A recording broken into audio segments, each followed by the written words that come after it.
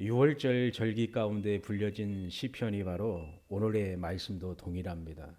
16편의 말씀도 유월절에 불려진 찬양의 시고 믿음의 고백이고 또 하나님께 향하는 그 간절한 기도입니다.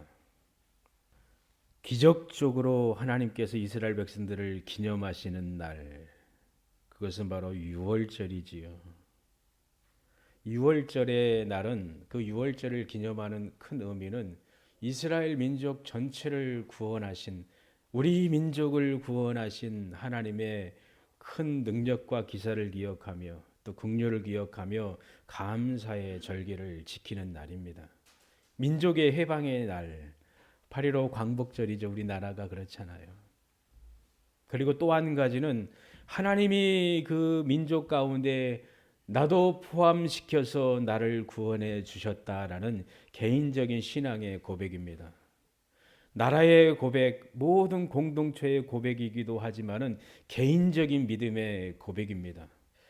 우리가 하나님의 전에 와서 구속의 은혜, 사랑의 은혜를 기억하며 찬양할 때 함께 하나가 되어서 우리 교회를, 우리 믿음의 가족을, 우리 가정을 구원해 주신 하나님 감사합니다. 찬양하며 영광을 올려드리는 그 귀한 일을 우리가 행하고 있고, 또 한 가지는 개인적으로 나를 구원하신 하나님, 나에게 생명 주신 하나님, 나의 아버지가 되어 주셔서 감사합니다.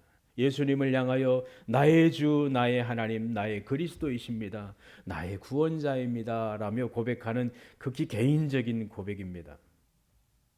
많은 성도들이 하나가 되어서 춤을 추면서 막 뛰면서 찬양할 때 서로 반응하고 기뻐하지요. 함께 노래 부를 때 씩씩하잖아요. 홀로 할 때보다 함께 할 때 얼마나 기분이 좋습니까? 중요한 것이지요. 회중의 예배가 중요한 것이지요. 두세 사람이 주님의 이름으로 모여서 예배하는 이 순간이 정말 귀합니다. 그런데 정말 더 귀하고 소중한 것은 개인적으로 하나가 되었지만 나도 개인적으로 하나님 아버지를 부르며 예수님께 찬양하며 또 감사하는 것입니다.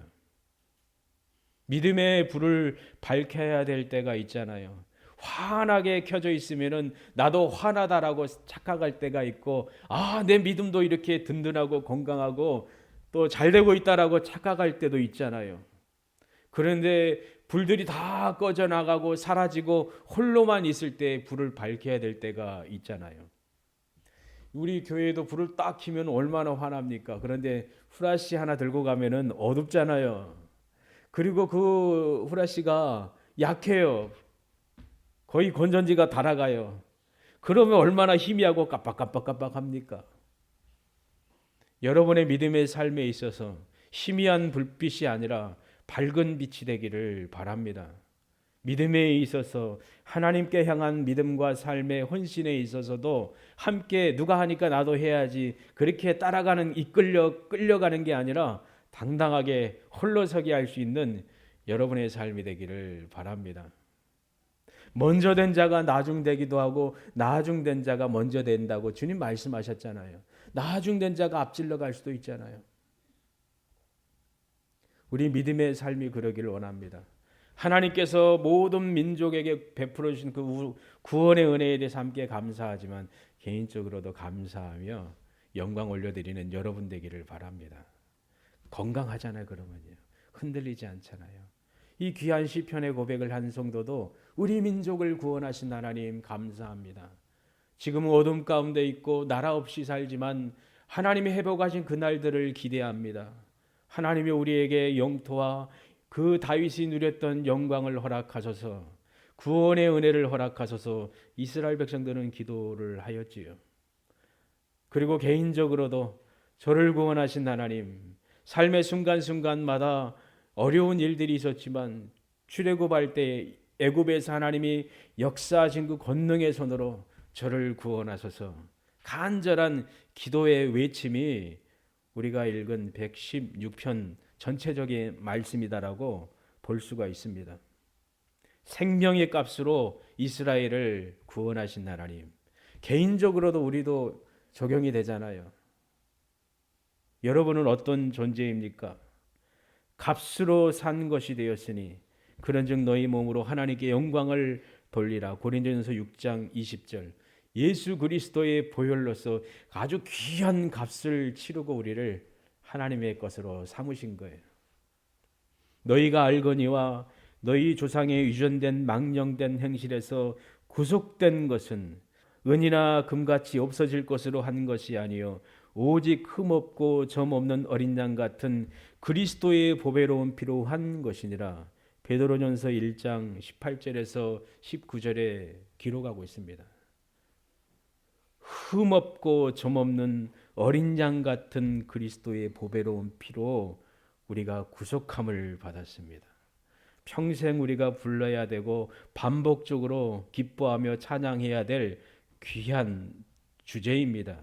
이 사실의 근거에서 여러분이 믿음의 삶을 사는 것입니다. 삶의 순간순간마다 어떤 고난과 위기와 시련이 있지요. 그럴 때에도 우리는 구원의 하나님을, 주님을 바라보며 구원의 손길을 의지하며 나를 구원하신 하나님 구원하소서라고 외치는 거예요. 여러분이 할 수 있는 최상의 일이잖아요. 하나님을 향하여 외쳐 부르짖을 수 있다는 사실입니다. 어떤 환경 가운데서도 주를 의지하며 도움을 구하며 믿음의 순전한 삶을 살아갔던 성도들과 같이 우리도 그렇게 살아가야 될 것입니다. 오늘의 시편의 성도는 하나님을 진실로 경외하며 사랑했습니다. 우리 조상들을 긍휼히 여기시고 구원하시고 인자와 은혜를 베푸시며 거룩한 의를 보이신 그 하나님께서 일하신 그것의 근거에서 하나님 저도 동일하게 은혜를 베풀어 주세요. 일상의 삶 가운데 부를 노래이고 특별히 하나님께서 명하신 절기에 더 힘써 부를 찬양의 시가 이 116편의 말씀입니다. 이 시편의 성도는 하나님을 향하여 고백합니다. 중요한 단어가 나오지요. 내가 하나님을 뭐 한다고요? 사랑합니다. 제가 평생 하나님께 기도하겠습니다. 이 말은 내가 평생 하나님만 바라보며 사랑하며 의지하며 신뢰하며 주의 말씀에 청종하겠습니다라는 고백이기도 하지요. 사랑합니다. 내가 평생 기도하겠습니다. 성도들 앞에서 또 하나님 앞에서 신실한 믿음의 고백입니다. 1절에서 2절 말씀이죠. 여호와께서 내 음성과 내 간구를 들으심으로 내가 저를 사랑하는도다. 그 귀를 내게 기울이셨으므로 내가 평생 기도하리로다. 아멘. 놀라운 고백입니다. 항상 하나님은 내 음성에 내 기도에 귀를 기울이십니다. 감사하지요. 항상 변함없이 현재 진행형이에요. 한 번 듣고 귀 막는 게 아니에요. 마르지 않는 생명의 샘이신 우리 주 예수 그리스도. 항상 여러분을 바라보시고 여러분이 기도할 때 하나님은 항상 들으신다는 사실입니다. 내가 하나님을 사랑합니다. 여러분 삶에서 고백하며 삽니까? 진실로 마음 중심으로 하나님 사랑합니다. 하나님 사랑합니다. 하나님 아시지요? 고백하며 살고 있습니까? 이 사랑하는 자는, 그리고 사랑하는 사람, 또 사랑 가운데 있을 때 활력이 넘치잖아요. 매력적이잖아요. 잠잠하지 않잖아요. 생동력이 있잖아요. 멋진 아름다움과 향기가 있잖아요. 매력적인 것이지요. 황홀한 것이지요. 삶에 힘이 생기는 것이지요. 어떤 의욕과 어떤 열정이 있을 때에 바짝바짝 빛나 보이잖아요. 그러나 소망도 없고 어떤 바라는 것도 없고 그냥 흘러가는 대로 흘러가고 다람쥐 쳇바퀴 돌듯이 막 돌면은 그냥 멍하게 있는 거잖아요. 그러나 하나님을 향하여 어떤 복된 일을 향하여 반짝반짝 빛나면은 삶에 힘이 있잖아요. 활력이 있잖아요. 지치지 않잖아요. 우리 믿음의 가족들이 그런 은혜를 얻기를 소망해요. 동일하게 주를 향하여 사랑합니다. 사랑합니다. 하나님께서 내 기도를 항상 들어주심을 감사합니다. 고백하는 자는 복됩니다. 하나님이 먼저 우리를 사랑했기 때문에 우리는 하나님을 사랑합니다. 사도 요한의 고백이지요. 요한일서 4장 19절이잖아요. 하나님이 먼저 나를 사랑하셨습니다. 믿으시지요? 아버지가 어머니가 여러분을 먼저 사랑한 거잖아요. 우리 아버지 어머님이. 아버지 미워하는 분도 있어요. 세상에 다양한 부모님도 있긴 하지요. 어머니 사랑하잖아요. 우리 손자 손녀 사랑하는 아이들 할머니 할아버지가 먼저 사랑하잖아요. 애들이 지식이 생기기 전에 어떤 이성적인 판단이 생겨지기 전부터 할아버지 할머니 어머니 아버지는 따뜻한 사랑으로 사랑하는 거잖아요. 내 어머니 내 아버지가 나를 사랑한다. 변함이 없거든요. 다 컸지만 더 탁월하지만 그래도 아버지의 마음속에 어머니 마음속에는 어린 아이와 같은 우리 아이들이잖아요. 귀엽잖아요. 귀엽고 사랑스럽잖아요. 아무리 든든하고 또 멋진 일을 감당해 나간다 할지라도 아버지의 마음의 눈에는 사랑스러운 우리 아이 사랑하는 자잖아요. 간혹 그런 분이 없습니까? 내 아버지 너무 싫어요. 그런 분이 있습니까? 내 아버지 이별하고 홀로입니다라고 고백하는 분이 있습니까? 하나님 아버지 바라보시길 바랍니다. 하나님 아버지는 나를 버리시지 않고 끝까지 사랑하십니다. 내 부모님은 나를 버렸지만 하나님은 나를 영접하십니다. 이 시편의 고백처럼 하나님은 나를 받아주시고 영원히 함께하시고 내 작은 소리에도 읊조리는 소리에도 귀를 기울이시고 들으시는 세밀한 그 음성까지 아시는 하나님 아버지십니다. 그래서 하나님 사랑합니다.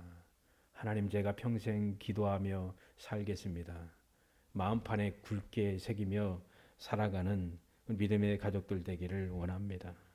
성도의 성품 인격이지요. 사랑과 기도잖아요. 그리스도인 기도하는 사람이요. 하나님을 사랑하는 사람이요.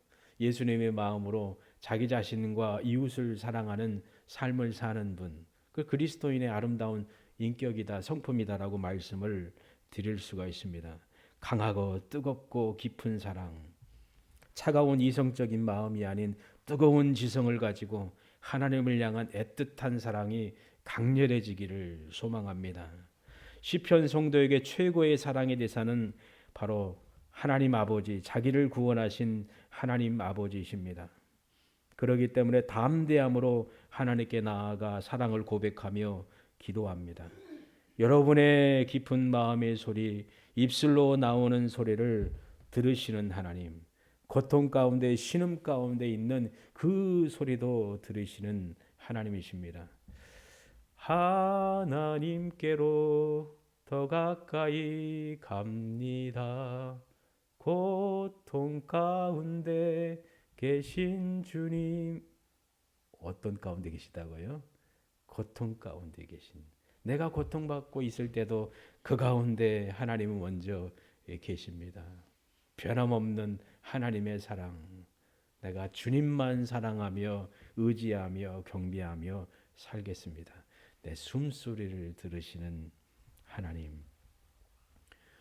실제적인 경험을 여러분 해보셨을 거 아니에요. 수요일 날 예배 드리고 나서 안 못 보는 할머니를 집에 모셔다 드리는 때가 있었거든요. 예전 이야기인데 여기 있었던 일은 아니고. 그리고 시어머니는 양평에서 가장 나이 많이 든 할머니였고 그리고 정신적으로 온전치 않았습니다. 100세가 넘은 할머니였거든요. 그리고 며느리는 우리 교회 왔다가 제가 모셔드린 며느리는 앞을 못 보는 시각장애인이었거든요. 그래서 늘 모셔오고 모시다 드렸는데 그날따라 그의 외아들 다 죽었고 아들만 하나 남았거든요. 그 아드님이 있었더라고요. 그래서 할머니는 따뜻한 이 방에 누워서 이불을 딱 하고 이야기하는 거 들으시는 거예요. 며느리하고 또 목사 저하고 아들하고 같이 이게 그날따라 신기하게 보통 그냥 모시다 드리고 이렇게 하고 그냥 바로 오거든요. 그날따라 함께 이야기 나눈 것이죠. 함께 이야기 나누며 이래저래 믿음에 대해서 어머니에 대해서. 그런데 할머니가 코를 골면서 잘 주무시는 거예요. 보니 야 피곤하셨나 무엇을 하셨길래 이렇게 피곤하신가 코를 그냥 골면서 그냥 아주 잠이 맛있다라고 주무신 것이지요. 그런데 이제 일어설 때가 되었을 때 조용해요. 잘 주무시는구나라고 생각은 하긴 했는데 그래도 한번 유심히 봤지요. 살펴보니까 숨이 끊어진 거예요.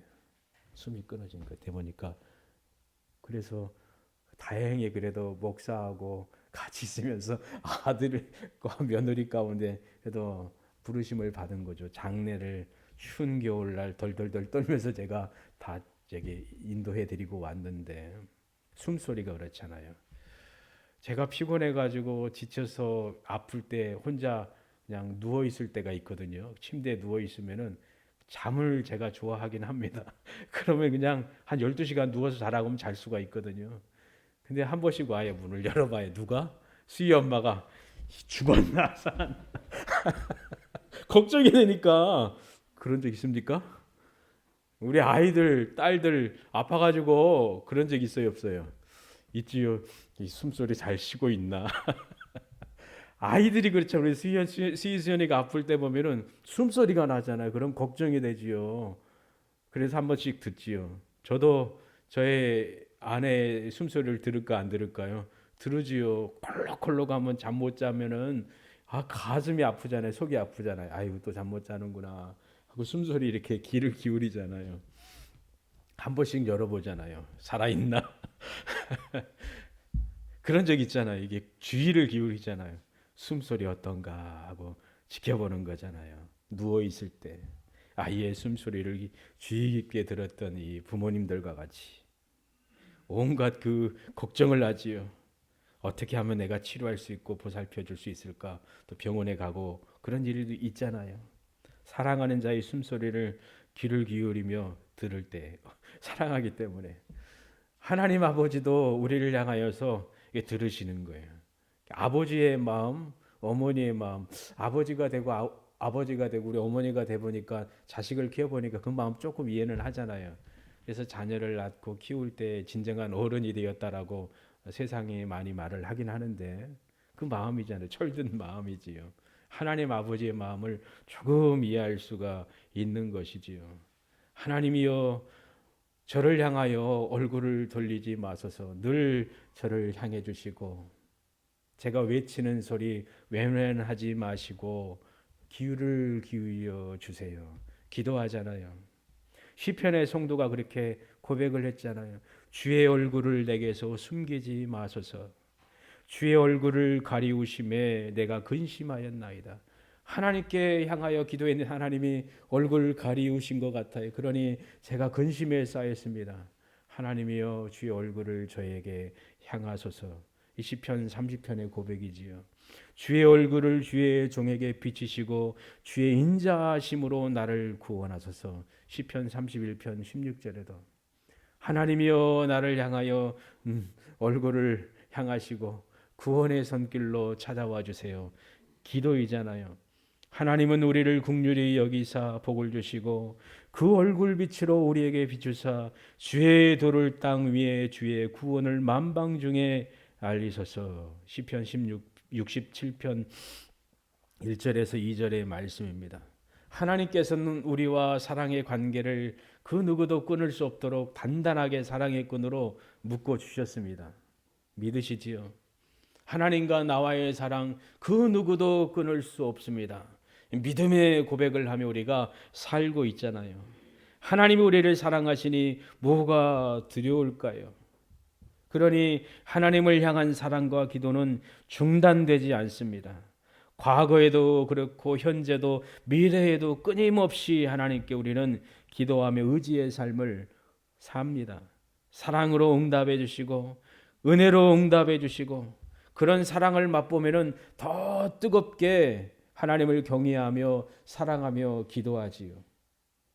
기도 응답 받고 또 허락함 받았을 때 막 흥분되잖아요. 가슴이 뜨거워서 더 열심히 하나님의 은혜를 구하는 게 성도의 아름다운 모습이잖아요.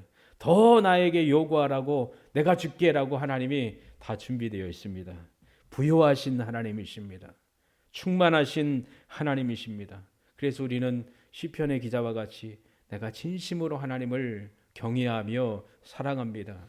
그 사랑의 근거에서 제가 기도하며 평생 살겠습니다. 평생 하나님과 함께 하겠습니다. 마음을 다하고 성품을 다하고 힘을 다하여 하나님을 사랑하며 명하신 말씀을 마음에 새기며 부지런히 내가 배우고 또 가르치고 실천하며 삶의 지표로 삼겠습니다. 성도의 아름다운 고백입니다. 이 근거의 삶의 근거에서 우리가 살아가는 것입니다. 저와 여러분을 향하여 인자하십니다. 인자하신 하나님이세요. 위로의 하나님이세요.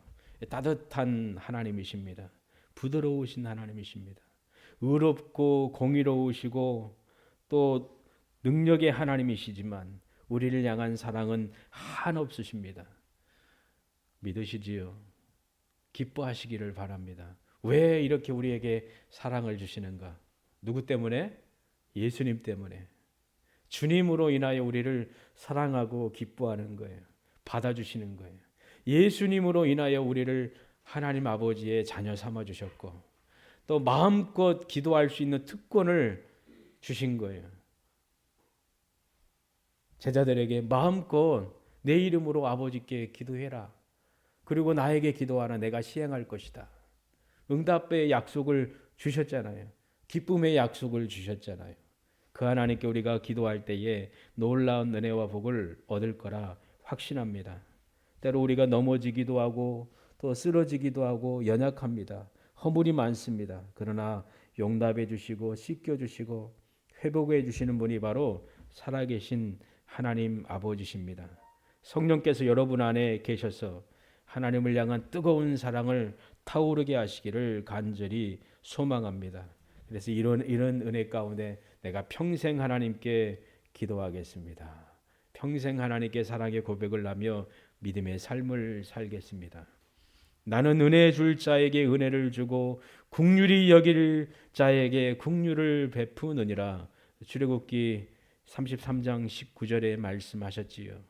여호와로라 여호와로라 자비롭고 은혜롭고 자비롭고 은혜로우신 여호와 하나님, 그분이 우리에게 은혜를 주시고 긍휼히 여길 자에게 긍휼을 베풀어 주시는 것처럼 저와 여러분을 향한 이는 한없는 긍휼의 은혜임을 기억하기를 원해요. 기도는 하나님을 신뢰하고 의지하고 또 하나님의 뜻 가운데 살겠다는 믿음의 행동이잖아요. 이런 삶을 살 때에 놀라운 일이 있을 거라 확신합니다. 후반절에 우리가 읽은 것처럼 가장 힘들고 어려운 상황이 시편의 성도에게 닥쳤을 때에 하나님 아버지께 기도한 그 외침, 내 영혼을 건지셔서 응답받은 거예요. 가장 절박할 때에. 이런 기도의 응답이 우리 믿음의 가족들에게 있기를 원합니다. 사망의 줄이 나를 결박합니다. 움직이지 못하도록 꼭꼭 묶습니다. 지옥의 고통이 침투에 들어옵니다. 몸과 마음 깊이 침투에 들어올 때에 큰 환난 가운데 있고 이런 위기 상황은 깊은 슬픔과 절망과 두려움에 빠뜨립니다. 헤어나올 수가 없습니다. 이럴 때 성도가 기도하는 것이지요. 고난의 터널, 사망의 음침한 골짜기 가운데 있을 때 주여 구원하소서 기도하는 것이에요. 우리가 기억을 해야 돼요. 3절 말씀에 있는 것처럼 사망과 음부의 공격은 쉬지 않을 것입니다. 저에게도 그래요. 여러분에게도 그래요. 긴장을 늦춰서는 안 돼요. 사망의 두려움과 그 슬픔, 그 줄이 여러분을 얼마 맨다고 생각을 해보세요. 영상 본 적 있어요? 사냥꾼이 곳곳에 올무를 쳐놔요. 근데 100% 잡더라고 보니까. 다큐를 보니까. 야, 그 길을 알아요. 그리고 100% 걸려들여서 먹잇감이 되는 것이지, 양식이 되는 것이죠. 사냥꾼이 겹겹으로 에워싸 있고 그리고 줄을 몰래 숨겨놨다가 걸리게 만들어서 그 걸림이 계속 묶은다고 생각을 해보세요. 절망이지요. 겹겹이 에워싼다고 생각을 해보십시오. 악한 자가 우리를 향하여 공격해 오고 무서운 그 포악한 줄로 꽁꽁 묶어가지고 이렇게 묶어가지고 몸 하나도 움직일 수 없을 만큼 그런 절망적인 상황이 있을 때 얼마나 두렵습니까? 소리 내기도 힘든 상황이잖아요. 죽음이 또 음부의 무덤의 고통이 다가올 때 절망적이지요. 사망 앞에 당당하게 설 수 있는 사람은 없습니다. 질병으로 사고로 여러 가지 방법으로 우리의 목숨을 앗아가려고 사망이 칼을 휘두르고 달려올 때 싸워서 이길 수 있는 자 하나도 없습니다. 무덤 앞에 장사는 없습니다. 저와 여러분도 어느 순간에 때가 되면 무덤에 들어가게 될 때가 있겠지요. 이별하게 될 때가 있지요. 그러니 얼마나 절망적이고 두려운 상황이고 슬픈 상황일까요? 그런데 하나님이 자유를 주신 거예요. 하나님께서 그 결박된 그 끈을 다 풀어주시고 자유함을 주신 거예요. 사망에서 죽음에서 자유함을 주셔서 자유롭게 뛰놀며 기뻐할 수 있도록 큰 은혜 부어주신 것이지요. 이스라엘 백성들이 그런 상황이었습니다. 애굽 가운데 있을 때 겹겹이 바로와 그의 군사들과 백성들은 이스라엘 백성들을 수없이 많은 방법을 동원해서 핍박하였고 생명을 위협하였고 사랑하는 자녀를 죽이기까지 하였다는 거 우리가 잘 알고 있습니다.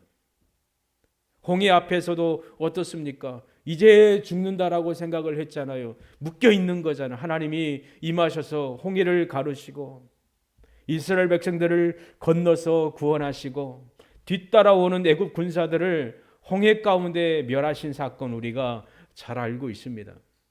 그리고 가는 곳마다 하나님의 법궤가 나아갈 때에 승리가 있었다는 것을 우리는 확신합니다. 다윗이 어떻게 했습니까? 용맹하게 하나님의 이름으로 싸워서 적진을 향하여 승리하였습니다. 또한 왕으로부터 왕의 신하로부터 목숨의 위협을 받았을 때 도피하는 인생이었을 때도 결박당하였을 때도 두려움 가운데서도 죽음의 위협 가운데서도 하나님은 그를 보호하시고 그 결박을 풀어내서 자유함을 주셨습니다. 우리 주 예수 그리스도께서 행하신 놀라운 일이다라고 우리는 확신하잖아요. 동일하게 우리에게 행하신 것이지요. 어둠 가운데 있었고 죄 가운데 있었고 절망 가운데 있었고 하나님을 몰랐고 예수님을 몰랐던 나였는데 하나님 우리를 불러주셔서 회개케 하시고 죄를 깨끗하게 씻겨주시고 하나님을 아버지라 부르게 하시고 의지하게 하시고 또 바라보게 하시고 기도하게 하시고 그리고 하나님을 향하여 아버지 사랑합니다. 아버지 사랑합니다. 고백하며 살도록 하신 하나님, 그 은혜를 여러분이 얻었고 여러분이 자유함을 얻었다는 사실을 기억하며 감사하시길 바랍니다. 2024년 마지막 주일이지요. 내가 잘나서 내가 탁월해서 내가 열심히 해서 왔다. 그래 열심히 산 거 귀한 거지요. 또 격려하고 싶지요. 그러나 이 모든 것 하나님의 손길 가운데 있습니다. 고백하기를 바랍니다. 0점 몇 초 사이로 우리는 어떻게 될지 모르잖아요. 아차하는 찰나가 얼마나 많습니까? 순간순간 위기가 얼마나 많습니까? 하나님께서 지키시고 보호하시고 여기까지 이끌어 주셨다는 것을 기억하며 감사하시기를 바라며 또 감사의 고백을 하며 사랑의 고백을 하는 여러분 되시기를 원합니다. 그리고 2025년이 우리를 기다리고 있지요. 올해도 너무 시끄럽고 혼란스럽고 가슴 아파요. 뉴스를 보고 뭘 보면은 너무 괴롭더라고요. 여러분 어떻습니까? 막 화나고 막 저주합니까? 이 젖따위로 정치하냐고? 그럽니까? 의지할 것을 제대로 의지해야지 왜 막 비판하고 그럽니까? 괴롭더라고. 가슴 아프더라고요. 전에도 그랬고 보수든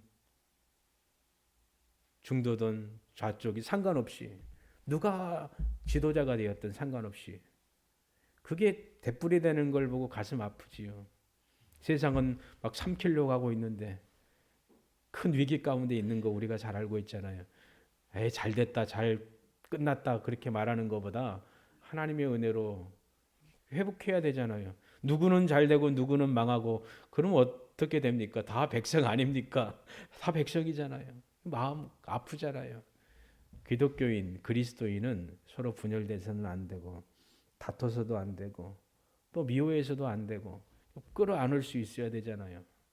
세상은 그리스도 앞에 하나가 되었잖아요. 원수된 자들, 바리새인과 사두개인, 헤롯과 또 그 악한 자들이 얼마나 서로 시기하고 질투했습니까? 근데 예수님 죽이려고 하나가 되었잖아요. 그들이 친구가 되었더라. 이 불가능한 일인데 빌라도가 헤롯이 예수님 때문에 친구가 됐대요. 악한 일을 자행한 것이지요. 바리새인과 사두개인들이 하나가 될 수가 없는데, 열심당원이 하나 될 수가 없는데 주님을 십자가에 못 박으려고 하나가 된 것이죠. 불의로 인하여 하나가 된 것이죠. 그러나 우리는 불의가 아니라 사랑으로 하나님의 은혜를 갈망하며 하나가 될 수 있기를 원합니다. 하나님 긍휼을 베풀어 주세요. 이 나라, 이 민족, 그리고 우리 가정, 또 교회가 그렇게 되도록 하나님 은혜 부어 주세요. 기도하며 또 하나님의 사랑을 바라보며 새해를 맞이하는 우리 믿음의 가족들에게를 주님의 이름으로 축원합니다.